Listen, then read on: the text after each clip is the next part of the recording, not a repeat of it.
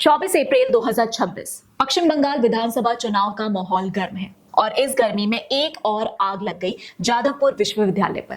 साथियों, जादवपुर यूनिवर्सिटी का नाम दुनिया भर में सम्मान से लिया जाता था।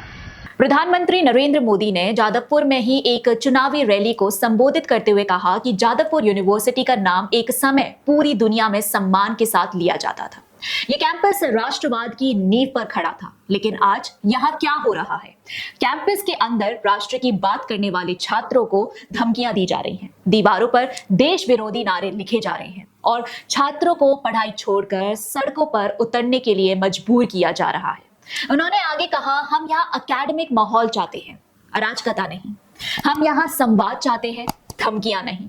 जो सरकार अपने राज्य की सबसे बड़ी एजुकेशनल इंस्टीट्यूशन को नहीं बचा सकती, वो बंगाल का भविष्य क्या बचाएगी? बस इतना काफी था। ममता बनर्जी का जवाब तत्काल आया।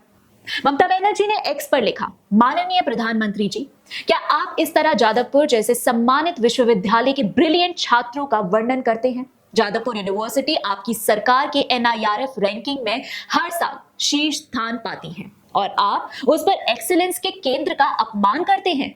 ममता बनर्जी ने अराजकता की परिभाषा ही बदल दी और कहा, अराजकता है बुलडोजर को न्याय की जगह सत्ता का हथियार बनाना। अराजकता है जब किसानों की आवाज कुचली जाए। अराजकता है बलात्कारियों को राजनीतिक सुविधा के लिए छोड़ना। अराजकता है मणिपुर जलते वक्त चुनाव में व्यस्त रहना। छात्रों का विरोध लोकतंत्र का पतन नहीं है, ये लोकतंत्र की गति है। सुनने में बहुत अच्छा लगता है, बहुत फ्लुएंट, बहुत पोएटिक, लेकिन रुकिए, जरा फैक्ट चेक करते हैं। ये भी याद रखिए, ममता बनर्जी आज PM मोदी को डेकोरम सिखा रही हैं, लेकिन यही वो नेता है जिन्होंने एक छात्रा तान्या भारद्वाज को, जिसने सिर्फ TMC नेताओं के आचरण पर सवाल पूछा था सार्वजनिक मंच से, लेकिन उसको माओइस्ट करार दे दिया।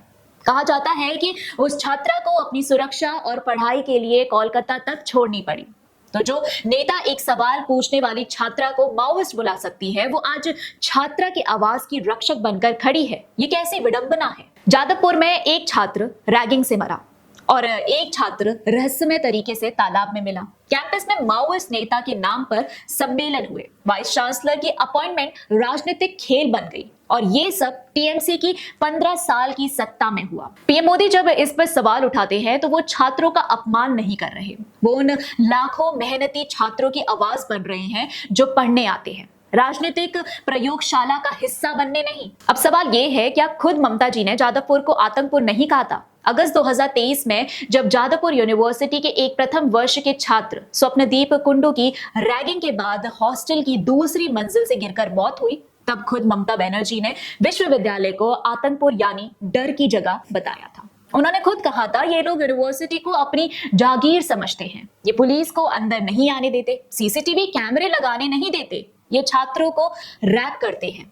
इन लोगों ने जादवपुर जैसी प्रेस्टिजियस संस्था में आतंक का माहौल बना दिया है। जादवपुरे আমি যেতে চাই না, একটা আতঙ্কপুর হয়ে গেছে এখন। পুলিশ ঢুকতে দেয় না, CCTV लगाते দেয় না, रैगिंग করে ছেলে মেয়েদের উপর जाता।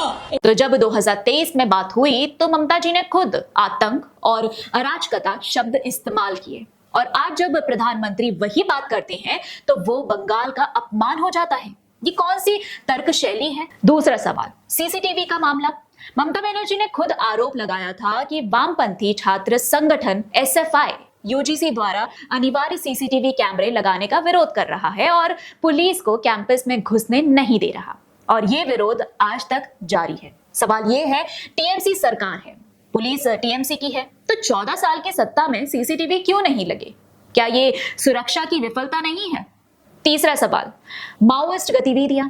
ममता जी कह रही हैं कि छात्रों का सवाल पूछना लोकतंत्र है, बिल्कुल सही, लेकिन क्या माओइस्ट नेताओं के नाम पर कैंपस का नामकरण भी सवाल पूछना है?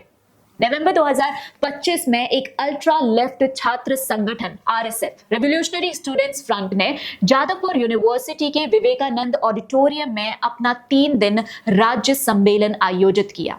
उन्होंने जादवपुर को हिडमा नगर, कोलकाता को कोटेश्वर राव नगर और ऑडिटोरियम को बसवराजू ऑडिटोरियम का नाम दिया। ये सभी सुरक्षा बलों के साथ मुठभेड़ में मारे गए CPI माओइस्ट नेताओं के नाम हैं। सम्मेलन की शुरुआत इन तीनों माओइस्ट नेताओं के लिए शहीदों के रूप में मौन रखकर की गई।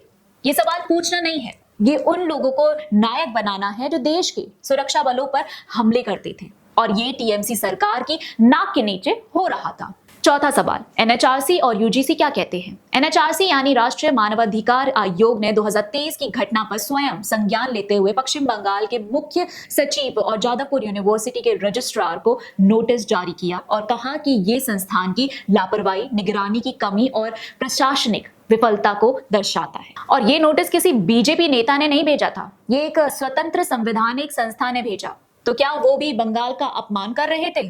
पांचवा सवाल, ममता जी खुद क्या बोलती हैं अलग अलग मौकों पर? देखिए, 2023 में जादवपुर आतंकपुर है, मार्क्सिस्ट छात्र आतंकी हैं, सीसीटीवी लगाने नहीं दे रहे, पुलिस को घुसने नहीं देते। 2026 में छात्रों का विरोध लोकतंत्र है, पीएमजी आप बंगाल का अपमान कर रहे हैं। दोनों बातें एक ही मुंह से, यही है असली हिपोक्रेसी।